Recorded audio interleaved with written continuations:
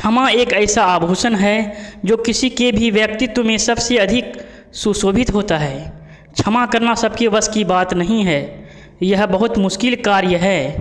प्रतिशोध की भावना मानव स्वभाव की सहज दुर्बलता है। क्षमा भावना से ही इसका शमन संभव है। इसलिए मनुष्य को अपने जीवन में क्षमा भावना को विकसित करते रहना चाहिए। इसका अभ्यास निरंतर करते रहने से जीवन में आने वाली परीक्षा की घड़ियों में हम स्वयं पर नियंत्रण रख सकते हैं।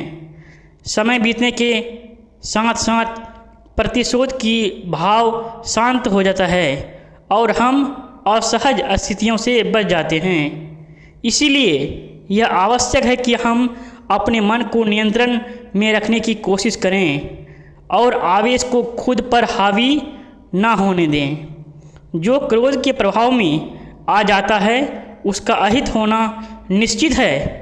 कभी कभी जिसे क्षमा किया जाता है वह ऐसा आभास देने लगता है कि उसने तो अपनी होशियारी से क्षमा प्राप्त कर ली। ऐसी स्थिति में भी यह ध्यान रखना चाहिए कि हमने अपना काम सही किया है। क्षमाशील दिखने और क्षमाशील होने में बहुत फर्क है। क्षमाशील होने में जो परमानंद है वह अकल्पनीय है। यह वही जानता है जो वास्तविक रूप में क्षमाशील है। क्षमा का अर्थ है गलतियों एवं भूलों की माफ़ी। क्षमा दूसरों से मांगी भी जाती है और क्षमा किया भी जाता है।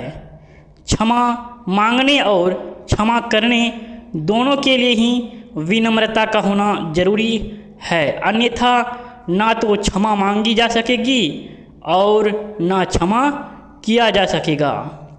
विनम्रता ही है जो हमें आसानी से क्षमा मांगने के लिए तत्पर कर देती है, हमारे अहम को आगे नहीं आने देती है और इसी विनम्रता के कारण हमें दूसरों से क्षमा मिलती है, क्योंकि अहंकार ना किसी के सामने क्षमा के लिए झुकता है और ना ही आसानी से किसी को क्षमा करता है।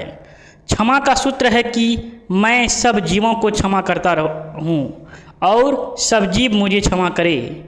सब जीवों से मेरा मैत्री भाव है, किसी से शत्रु भाव नहीं।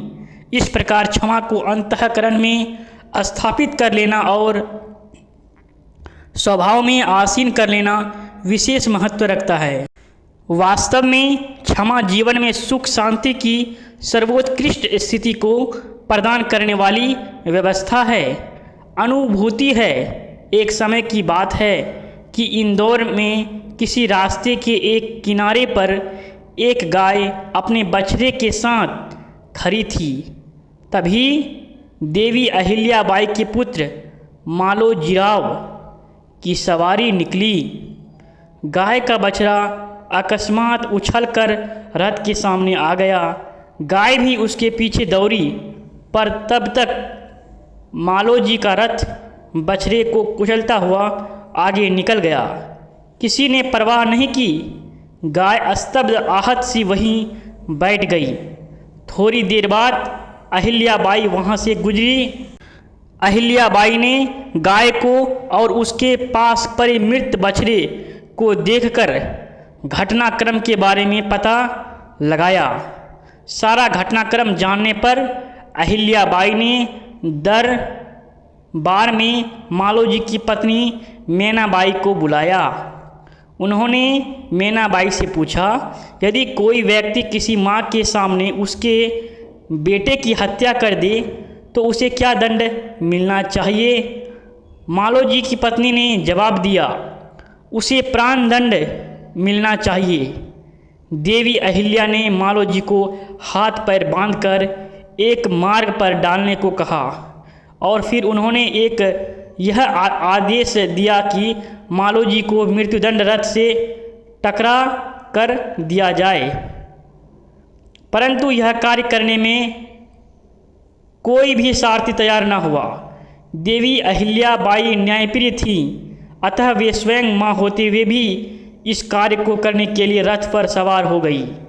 वे रथ को लेकर आगे बढ़ी ही थी कि तभी एक अप्रत्याशित घटना घटी वहीं गाय रथ के सामने आकर खड़ी हो गई और उसे जितनी बार हटाया जाता वह उतनी ही बार अहिल्याबाई के सामने आ जाती। यह दृश्य देखकर मंत्रिपरिषद ने देवी अहिल्या से मालोजी को क्षमा करने की प्रार्थना की, जिसका आधार उस गाय का व्यवहार बना। इस तरह गाय ने स्वयं पीड़ित होते हुए भी मालोजी को क्षमा करके उनके जीवन की रक्षा की।